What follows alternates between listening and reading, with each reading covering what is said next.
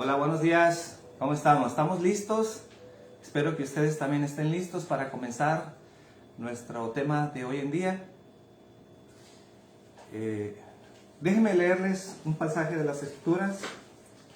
Déjenme leerles Proverbios, capítulo 18, versículo 24.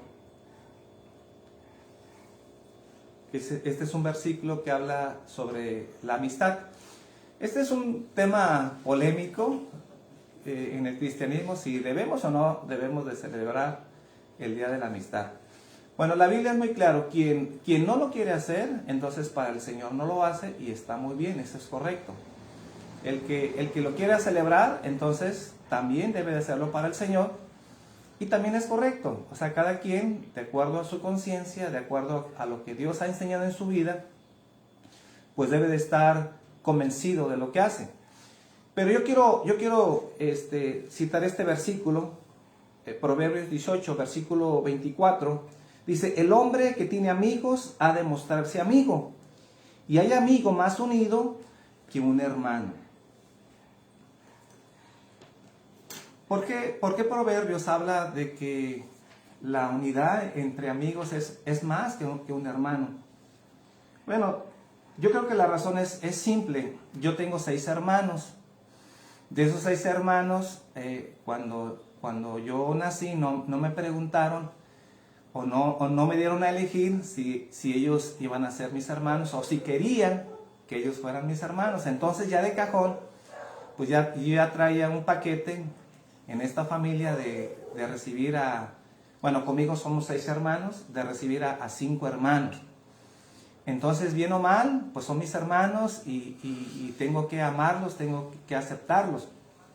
Igual en las cuestiones espirituales, cuando alguien nace de nuevo, pues se convierte en nuestro hermano. Y no necesariamente cuando alguien es hermano o va a la iglesia, pues se convierte en una buena amistad. Pero somos hermanos. ¿Y por qué somos hermanos?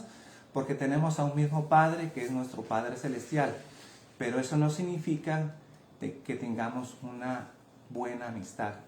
La amistad es algo que se debe de cultivar, que se debe de trabajar, requiere tiempo, requiere esfuerzo, y creo yo, haciendo alusión a este día, que ese debe ser nuestra tarea, nuestro trabajo de cultivar la amistad, como dice este proverbio, porque hay amigo más unido que un hermano. ¿Y por qué? Porque es así. La amistad hay que trabajarla, hay que unirla, y eso es algo muy bueno que tenemos que hacer. El día de hoy, pues terminamos una serie que nos llevamos casi 3 meses hablando sobre el amor de Dios. Hoy vamos a comenzar otra serie que nos vamos a llevar, pues yo creo que fácil unos meses estudiando esta serie sobre los 10 mandamientos. Vamos a estar hablando sobre los 10 mandamientos. Vamos a estar hablando sobre cada uno de estos mandamientos, pero antes de hablar de cada mandamiento voy a pasarme algunos domingos para hablar sobre algunos antecedentes antes de comenzar con los 10 mandamientos, algunos puntos que nos van a dar sostén, que nos van a dar luz y entendimiento para que podamos comprender cada uno de estos mandamientos. Entonces vamos a hacer una introducción de varios domingos antes de empezar con los 10 mandamientos. Y hoy, el tema de hoy es Dios, el dador de la ley moral. Dios es el dador de la ley moral. Entonces, Dios, desde el principio, Dios estableció sus leyes morales a la humanidad. Y cuando Dios las dio, entonces no pidió opiniones, ya sea que el hombre se sujete a ellas o no, que crea en ellas o no. Daremos cuentas ante la ley de Dios. Si tú dices que no crees en Dios y mucho menos en sus leyes, eso no te va a librar de la ley de Dios.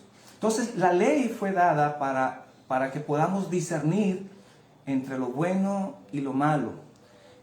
La ley fue dada para que también podamos conocer nuestra condición delante de Dios. Solo a través de la ley es que nosotros nos damos cuenta cuál es nuestra maldad, cuál es nuestro pecado. Entonces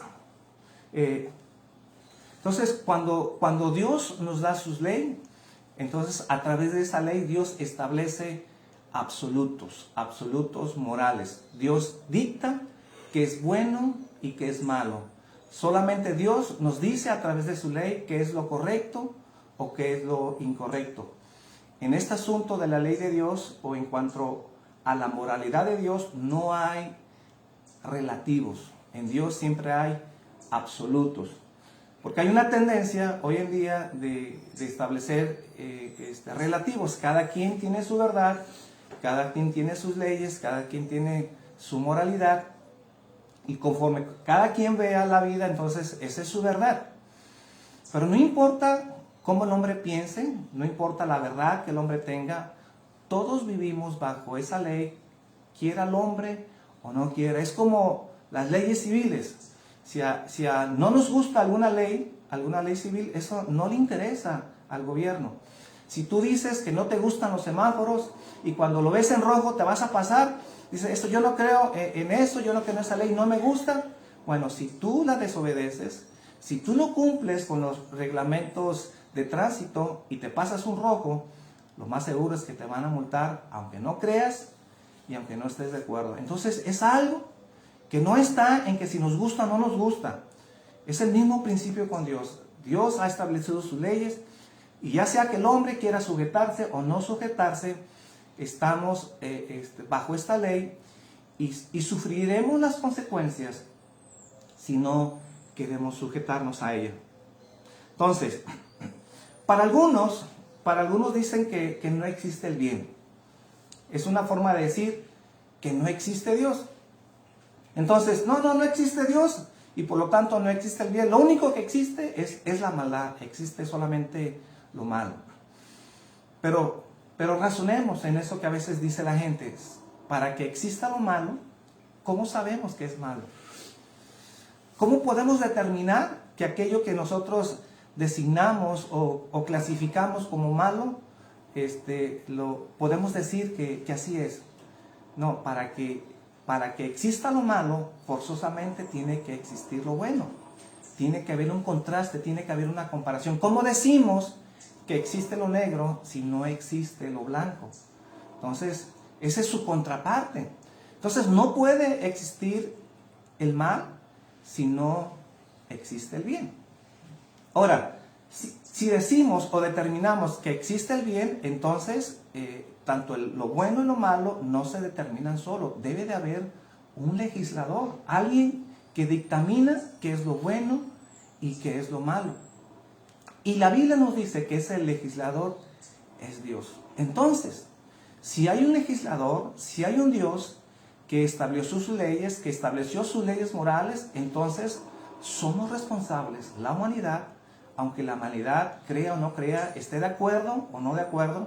En realidad Dios no hizo un consenso, no pidió opiniones a los seres humanos para ver si iban a aceptar sus leyes. Simplemente Dios las estableció y al hombre le toca obedecer esas leyes.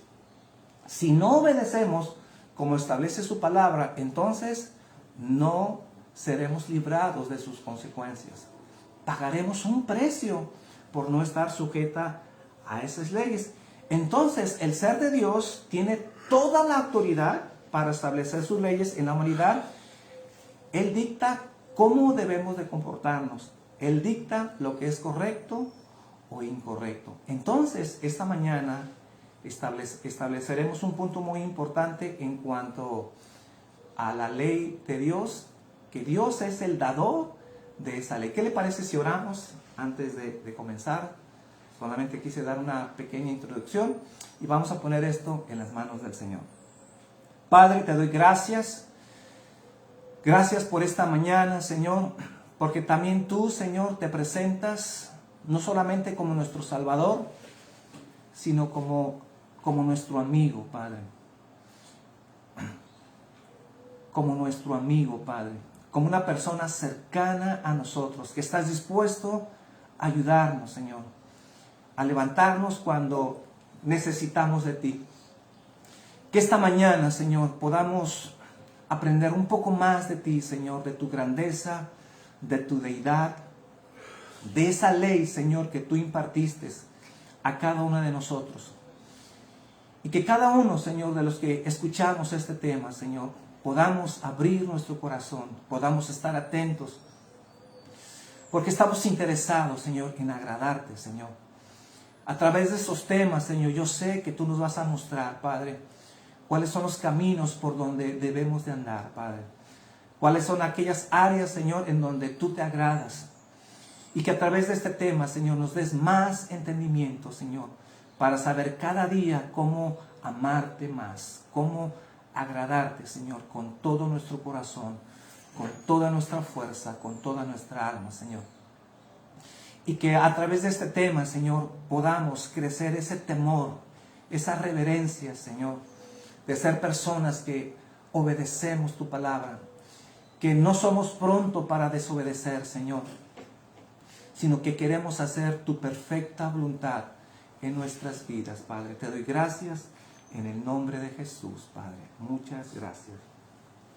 Gracias, Señor. Entonces, en esta mañana solamente quiero tocar 3 puntos en cuanto a que Dios es el dador de la ley de Dios. En primer lugar, debemos de establecer como principio prioritario que Dios es soberano. Dios es soberano. Este es un tema que ya anteriormente lo hemos tocado. Si a alguien le interesa escuchar sobre la soberanía de Dios, nos hemos pasado también algunos domingos hablando sobre la soberanía de Dios. Pero cuando hablamos de la soberanía de Dios, estamos hablando de que Dios tiene el máximo poder y la máxima autoridad sobre nuestras vidas. Él tiene la máxima autoridad.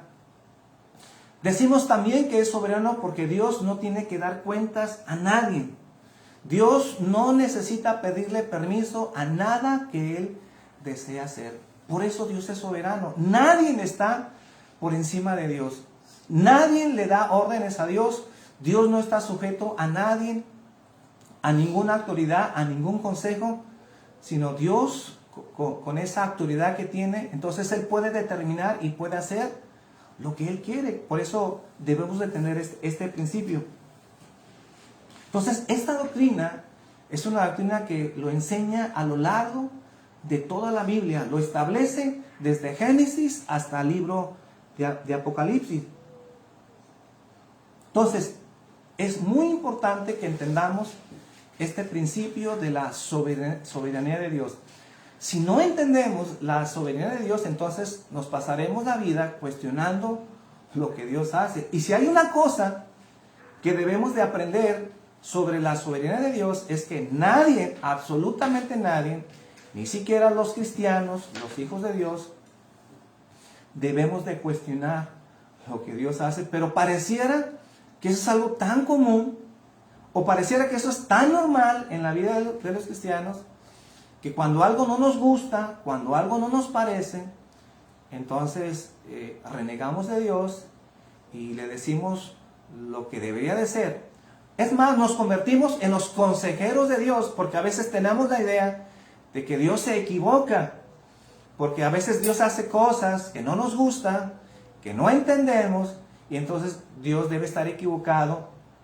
Nos molesta a veces ciertas cosas que Dios hace, y como a veces hay cosas que no entendemos, entonces Dios necesita nuestro consejo, cuando en realidad Dios no pide consejo a nadie. Dios no necesita tomar en cuenta para que lo que Él tenga que hacer. Por ejemplo, por poner un tema, que eso es algo que últimamente mi esposa y yo lo hemos comentado cuando hablamos de la salvación. Y yo le decía a mi esposa, Rosy, ¿Dios tiene el poder para salvar a toda la humanidad? Si Dios es fuerte, si Dios tiene todo el poder, si Dios es soberano, ¿podrá Dios salvar a toda la humanidad sin que nadie se pierda? Mi esposa contestó, sí, yo no dudo que Él es soberano y que Él puede salvar a toda la humanidad. Esa es la pregunta que todo el mundo se hace. Y siempre lo hemos dicho, y seguramente tú eres una de esas personas que algún día te preguntaste, bueno, si Dios tiene todo el poder para hacer lo que Él quiere, entonces ¿por qué nos salvó a la humanidad? Y se fijan que con esa simple pregunta cuestionamos lo que Dios hace. Lo cierto es que no todos se van a salvar. En realidad, como nos habla Jesús, solamente unos pocos entrarán por la puerta estrecha y muchos espaciosos entrarán por la puerta amplia, por el camino amplio, y muchos se van a perder. Siempre hemos cuestionado eso a Dios, pero en realidad, en primer lugar, sí hay una explicación, aunque no es el tema, pero el punto que yo quiero sobresaltar es que cuando Dios hace las cosas, no debemos de cuestionar. ¿Por qué a veces cuestionamos? Porque a veces es falta de fe. Porque a veces pensamos que Dios no hace las cosas bien y creemos que Dios a veces se equivoca. Y cuando dudamos de Dios, cuando cuestionamos a Dios, en realidad estamos fallando en un principio muy importante, que es creer en Dios, que podamos descansar, que en todo lo que Él hace, Él lo hace perfecto, que Él no comete error y que nada se le escapa. Dice Isaías en el capítulo 40, versículo 13, vaya conmigo, Isaías, capítulo 40, versículo 13, dice: ¿quién enseñó al Espíritu de Jehová o le aconsejó enseñándole? ¿A quién pidió consejo para ser avisado? ¿Quién le enseñó el camino del juicio o le enseñó ciencia o le mostró la senda de la prudencia? Dice, leí versículos 13 y 14 y me brinco al 17.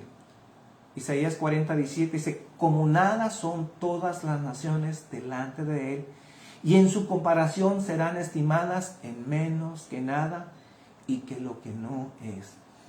Pregunto yo, mis hermanos, ¿Dios a quién tendría que pedirle consejo para hacer las cosas que nosotros cuestionamos? Que a veces pensamos que Dios no hace nada, a veces no hace las cosas correctas. Dice el versículo 17 que todas las naciones delante de Él y en su comparación, dice, son estimadas en menos que nada. Es decir, ¿cuánto vale nada? Nada. ¿Qué valor tendría nada? En realidad, cero. Pero dice Dios, en comparación a Él, las naciones son estimadas en menos que nada. Si la nada no tiene valor, si la nada no tiene algo significativo, y cuando somos comparados con Dios somos menos que nada, entonces ¿cómo Dios podría acercarse al hombre para pedir consejo si no somos nada? Y luego dice, y lo que no es. Si lo que es y lo que pudiera ser menos, de menor significancia, ya sería nada, entonces nosotros somos comparados con lo que no es. Esa es la manera en que Dios ve a la humanidad cuando se trata de su soberanía. Dios no se puede acercar al hombre para pedirle consejo, porque el hombre no tiene la sabiduría, no tiene la ciencia, no tiene la prudencia en realidad para poder darle consejo a Dios. Y eso es algo que nosotros tenemos que entender. Dios tuvo que tratar muy fuerte con la vida de Nabucodonosor para que este rey pudiera entender sobre que Dios es soberano, que Dios hace las cosas como Él quiere, que tiene dominio sobre reyes y naciones y que Dios no tiene que dar cuentas a nadie. Dice Daniel en el capítulo 4, versículo 34, Daniel 4, 34, hablando de Nabucodonosor, cuando él vuelve así, después de una locura en donde Dios lo somete, fue el trato de Dios para enseñarle que Dios es soberano.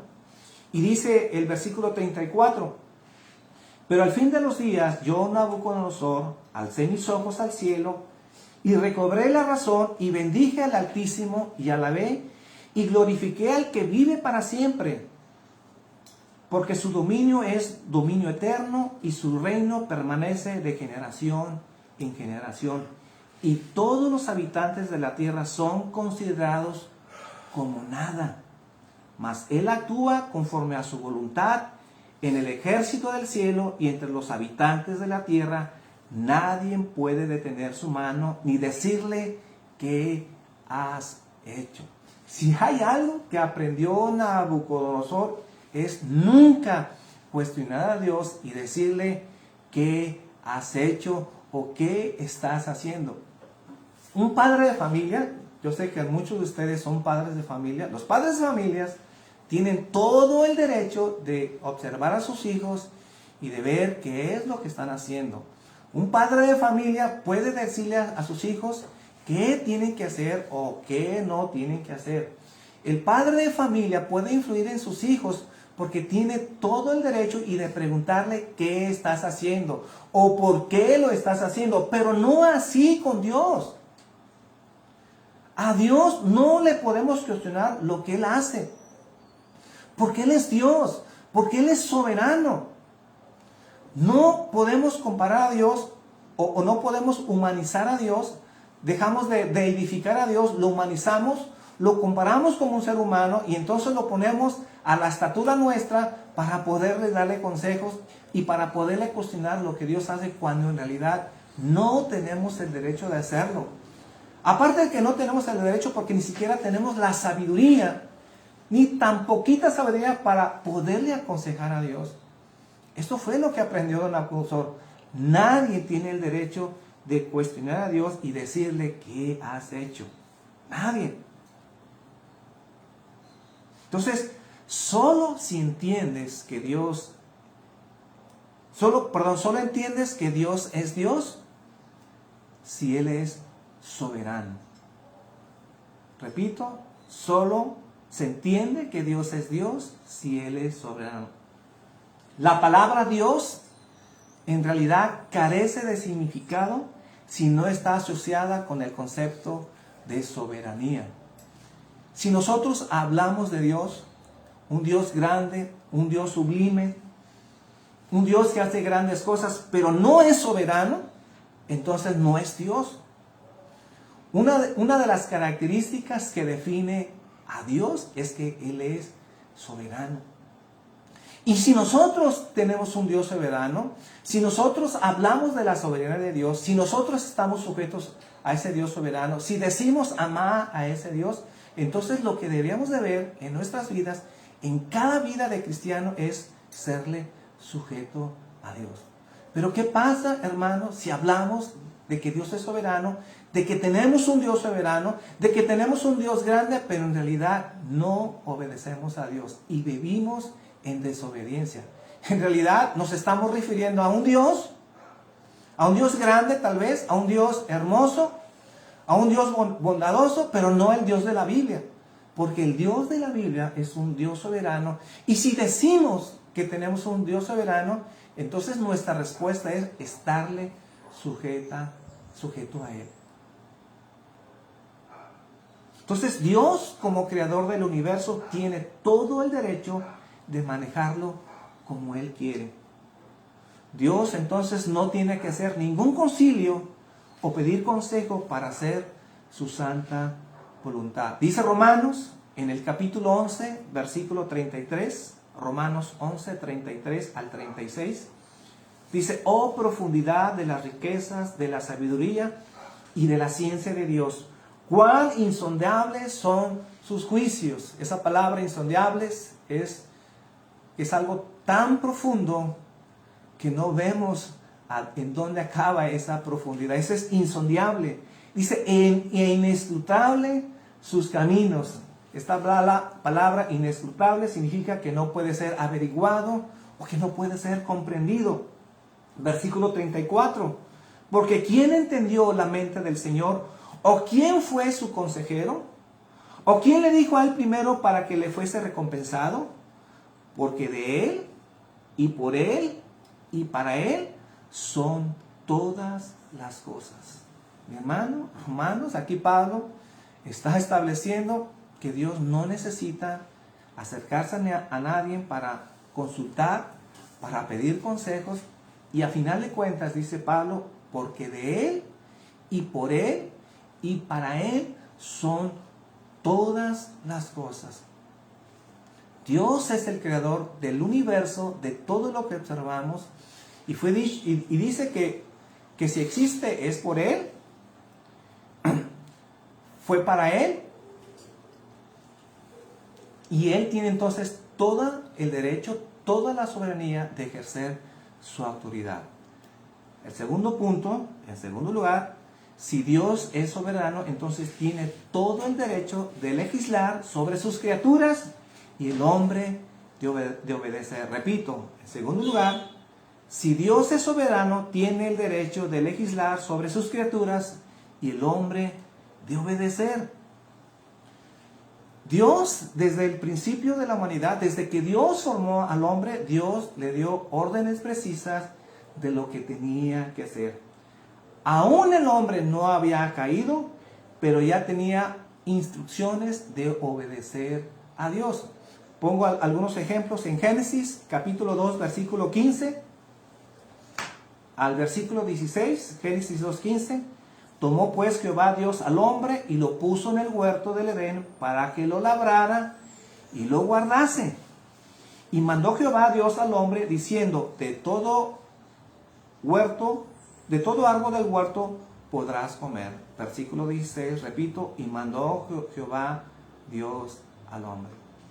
Dios, desde que formó al hombre, desde el principio, Dios dio instrucciones, Dios dio mandamientos en el cual el hombre tenía que cumplir.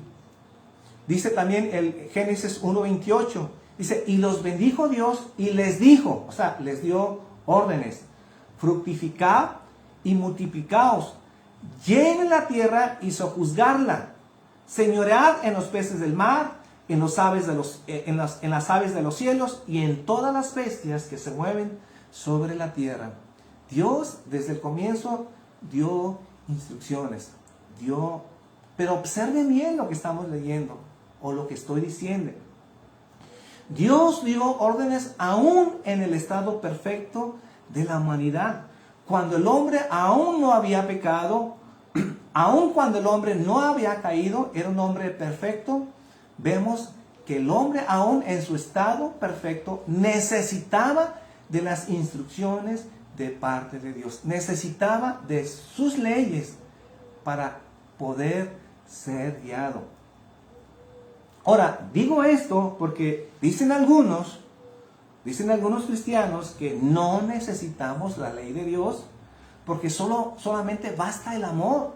No necesitamos ninguna ley de Dios. Esas leyes ya quedaron atrás, quedaron abrogadas. Ahora tenemos un nuevo pacto y lo único que necesitamos es el amor. Si nosotros cumplimos con el amor, entonces eso es suficiente. No necesitamos de las leyes o no necesitamos sus instrucciones. Pero como explicamos en la serie pasada, nadie puede amar naturalmente si no es instruido por Dios. Si cuando el hombre era sin pecado necesitaba las instrucciones de Dios, ¿cuánto más ahora, mis hermanos, que somos hombres caídos, necesitamos de sus leyes para guiar nuestras vidas? Si el hombre, cuando aún no había pecado, necesitó de Dios, ¿cuánto más ahora necesitamos de esas instrucciones para saber qué es lo que tenemos que hacer o qué no tenemos que hacer? Necesitamos sus instrucciones para saber cómo agradar a Dios o saber qué es lo que no le gusta a Dios. Entonces, la ley nos enseña cómo debemos amar a Dios y cómo debemos amar al prójimo. De ninguna manera Dios dejó a nuestro gusto, a como a ti se te ocurra o a lo que hay en tu corazón para que tú puedas amar a Dios, a tu prójimo. No se lo dejó en las manos de Dios. De por sí, mis hermanos, nosotros, como hemos explicado, naturalmente amamos. Sí, amamos naturalmente y expresamos nuestra forma de amar, pero en realidad, aunque hay esa tendencia de amar, no sabemos amar. Te pregunto esta mañana, si no tuviéramos las instrucciones de Dios, si no tuviéramos los mandamientos de Dios, ¿podrías saber que en realidad estás amando correctamente a tu esposa? ¿Podrías saber si en realidad estás amando correctamente a tu esposo? ¿Cómo saber que estamos amando conforme a la voluntad de Dios? Que solamente tiene que ser una expresión de un sentimiento, que lo que salga de nuestro corazón, lo más puro, lo más genuino, entonces debemos de dar por hecho que así amamos. Hay tanta gente que cree que ama a su esposa, pero que está equivocado porque no se ha acercado a las instrucciones de Dios. Formamos un juicio, formamos un criterio muy por debajo del criterio de Dios, muy por debajo del estándar de Dios, y creemos que en realidad amamos a nuestros seres queridos, cuando en realidad lo último que estamos haciendo es amarlos como Dios dice que debemos de hacerlo. Entonces, no amamos de acuerdo a nuestras ocurrencias, no amamos de acuerdo a lo que nosotros pensamos que debe ser el amor, sino Dios nos dio instrucciones para poderlo hacer. Dice Romanos en el capítulo 13, versículo 9, hablando aquí Pablo, ¿cómo es que nosotros debemos de amar? Dice Romanos 13, 9, porque esto, no cometerás adulterio, no matarás, no hurtarás, no codiciarás, y cualquier otro mandamiento en esta palabra se resume: amarás a tu prójimo como a ti mismo. Aquí Pablo hablando de que la manera en que nosotros podemos tener la seguridad de que estamos amando conforme al estándar de Dios es que cumplimos sus mandamientos. En otras palabras, Pablo nos enseña: el amor no solamente es un sentimiento, el amor es un estándar que Dios establece y que cada uno de nosotros, cada cristiano, necesitamos practicar ese amor de acuerdo a ese estándar establecido en sus mandamientos. Si nosotros no estamos amando bajo ese estándar, entonces podemos tener la seguridad que no estamos amando como Dios nos lo dice, o como Dios espera que el cristiano debe de amar. Dice Romanos 13:10, el amor no hace mal al prójimo, por tanto, el amor es el cumplimiento de la ley. ¿Cómo sabes que estás amando bien a la gente que te rodea? ¿Cómo sabes que estás amando bien a tu hermano? Cuando cumplimos la ley. Y el tercer punto, la ley de Dios está diseñada para hacernos felices. La ley de Dios está diseñada para que el hombre pueda ser feliz. Yo no sé por qué a veces está la idea, la ocurrencia de mucha gente, que cuando hablamos de la ley de Dios, cuando hablamos de sus mandamientos, es algo que enfada a la gente, como que si Dios quisiera hacernos la vida más pesada, o que Dios está solamente tratando de nuestras vidas o castigándonos de tal manera que si cumplimos la ley es algo fastidioso. Dice 1 de Juan 5:3, dice: pues este es el amor a Dios, que guardemos sus mandamientos, y sus mandamientos no son gravosos. Por eso decía anteriormente, ¿cómo sabemos que amamos a Dios? ¿Cómo sabemos que estamos amando bien a la familia? Dice aquí, cuando guardamos sus mandamientos, y sus mandamientos no son gravosos. O en otras palabras, sus mandamientos no son para hacernos infelices. Los mandamientos Dios no nos los dio para que estemos tristes y sentir que es una carga pesada. Es cierto, si tú no has nacido de nuevo, si tú no eres una persona regenerada, obviamente es una carga pesada cumplir los 10 mandamientos. Pero si Dios ha transformado tu corazón, entonces Dios ha puesto esa disposición, esa inclinación y ese amor para poder guardar sus mandamientos, porque se convierte en un placer. No se convierte solamente en algo que tengamos que hacer, sino se convierte en un placer poder obedecer a Dios, porque esa es la manera en que demostramos que amamos a Dios.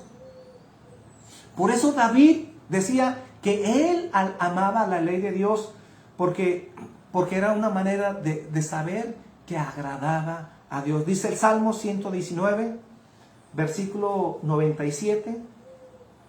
Salmo 119, versículo 97, dice, cuánto amo tu ley. Todo el día es ella mi meditación.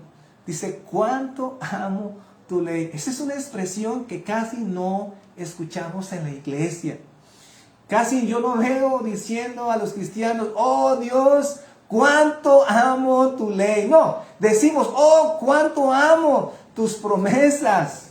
Oh, cuánto amo tus bendiciones. Pero casi nadie dice, oh, cuánto amo tu ley. David amaba la ley de Dios porque era su ley. En otras palabras, David no solamente amaba una lista de reglas abstractas. No, mi hermano. Dice que él amaba la ley de Dios porque era su ley. ¿Por qué él se complacía en obedecer su ley? Porque era de él. No solamente era por guardar las reglas abstractas, sino porque esas leyes venían de Dios. Entonces, quien no ama la ley de Dios, entonces no ama a Dios. Porque la ley es el reflejo del carácter de Dios. Los 10 mandamientos, mis hermanos, no los podemos tirar por la basura. Y no podemos decir que ya no están vigentes, porque ahora solamente cumplimos las reglas de Dios a través de su amor.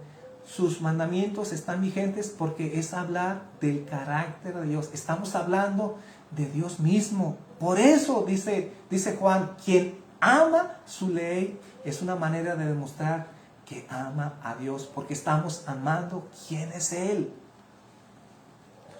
Entonces, Dios como soberano y legislador de su creación, el hombre entonces está obligado a someterse a sus leyes, y no es una opción. No es una opción. Y en esto hay una advertencia. Ese es el mensaje del Evangelio que cada uno necesitamos dar cuando compartimos las buenas nuevas. Si transgredimos sus leyes, nos guste o no nos guste, seremos juzgados. Seremos juzgados. Dios no va a pasar por alto al culpable. Si decidimos no obedecer a Dios, a Dios no le va a importar. Seremos juzgados conforme a sus leyes. Transgredir la ley de Dios es un crimen contra Dios mismo, porque la ley refleja, como dije anteriormente, el carácter santo y justo de Dios. Por eso, cada vez que pecamos, cada vez que faltamos a sus mandamientos, es una transgresión en contra de Dios. Por eso el pecado es grave, mis hermanos. Por eso el pecado no lo podemos pagar con precio de sangre humana. No hay manera de pagarlo porque es una transgresión hacia el Dios del universo. El Dios es de valor infinito y nuestro pecado es de transgresión infinita, y no hay manera de poder pagar nuestro pecado si no es por medio de la sangre de Cristo. Entonces, cada pecado que cometes es un desprecio a la soberanía de Dios. Entonces, con esto termino. ¿Qué aprendemos de esta lección? ¿Qué aprendemos? En primer lugar, aprende a deleitarte en la ley de Jehová, porque está diseñada para hacernos el bien, para hacernos bien. Esta mañana, si hay algo que podemos comenzar a hacer, es amar su ley, porque su ley está referenciada a su carácter. Cada vez que amamos su ley, en realidad estamos diciendo que amamos el carácter de Dios. Dice Juan 14:21, el que tiene mis mandamientos y los guarda, ese es el que me ama. Y el que me ama será amado por mi Padre, y yo le amaré y me manifestaré a él. Si hay algo que aprendemos a lo largo de toda la Biblia, en la cual Dios se agrada por encima de las ofrendas, de nuestra adoración, o como hemos estado leyendo últimamente en nuestros devocionales, en el libro de Levíticos, de cómo se deben presentar las ofrendas ante Dios, cómo deberíamos de acercarnos ante Dios. Para Dios, por encima de las ofrendas, por encima de cualquier sacrificio que podamos brindarle a Dios, para Dios es más importante la obediencia. Que estemos sujetos a sus leyes, porque si estamos sujetos a sus leyes, entonces estamos manifestando que amamos a Dios con todas nuestras fuerzas. Entonces, el hombre puede poner mil pretextos para no acercarse a Dios. Puede decir que tiene dudas, puede decir que no entiende ciertas cosas, puede decir inclusive que no existe Dios, y puede decir, como se dice vulgarmente, puede decir misa. Pero a final de cuentas, lo que nos enseña la Biblia, sobre todo el libro de Romanos, lo que Pablo establece es que en realidad cuando el hombre no quiere acercarse a Dios, cuando el hombre no quiere creer en Dios, es que en realidad no quiere sujetarse a sus leyes. El hombre quiere vivir solo. El hombre no quiere estar sujeto a nadie, no quiere darle cuenta a nadie, quiere ser libre. Quiere ser independiente, no quiere estar sujeto a Dios. Esa es la razón por la cual el hombre dice no creer en Dios. En realidad, bíblicamente, no hay un ser humano que no tenga una noción que exista a Dios. No hay ateos. Simplemente hay gente que no quiere sujetarse a su ley, quiere vivir libre y quiere hacer su santa voluntad. Entonces, no quiere el gobierno de Dios, quiere vivir su vida libre, independiente de Dios. Entonces, si tú, mi hermano, te rebelas contra Dios, en realidad estás luchando con el único que te puede hacer bien. Si tú luchas contra Dios, si tú te rebelas contra Dios, tienes que entender que te estás rebelando con el único en este mundo que te puede ayudar, que te puede sacar en el hoyo en que estás, y es el único que puede traer un bien sobre tu vida. Esto en realidad nos enseña que necesitamos un Salvador. Sin ese Salvador no nos podemos acercar a Dios. Si Dios no cambia nuestras vidas, si Dios no nos transforma, en realidad no podremos guardar sus mandamientos, porque la inclinación del hombre caído es no querer agradar a Dios, no quererse sujetar a Dios. Si tú eres una persona, mi amigo, que te dices cristiano, que vas a la iglesia, pero en realidad has pasado por alto los mandamientos de Dios, no cumples los mandamientos de Dios, no expresas amar a Dios porque no guardas sus mandamientos y en realidad vives en desobediencia, vives en rebeldía, seguramente no has nacido de nuevo. Y aunque trates de guardar los mandamientos y aunque te esfuerces y tengas fuerza de voluntad, nunca podrás hacerlo y jamás podrás agradar a Dios. La única manera de poder agradar a Dios es que Dios necesita cambiar tu corazón. Ese corazón corrupto, ese corazón que no quiere amar a Dios, que no quiere acercarse a Dios, la única manera es que Dios tiene que quitar ese corazón de piedra y poner un corazón de carne para que puedas ser transformado. La siguiente semana seguiremos con esta introducción sobre los 10 mandamientos, porque para mí es muy importante que antes de hablar sobre cada mandamiento podamos establecer algunos principios muy importantes, como el día de hoy, porque es que el hombre necesita estar sujeto a Dios, porque el hombre necesita obedecer a Dios, porque Dios es el creador de nuestras vidas y porque Él es soberano. Mis hermanos, pues que tengan un bonito fin de semana, si Dios quiere y Dios nos lo permite. El próximo domingo aquí estaremos a la misma hora, 10 de la mañana. Por lo pronto, que tengan un bonito fin de semana. Dios me los bendiga.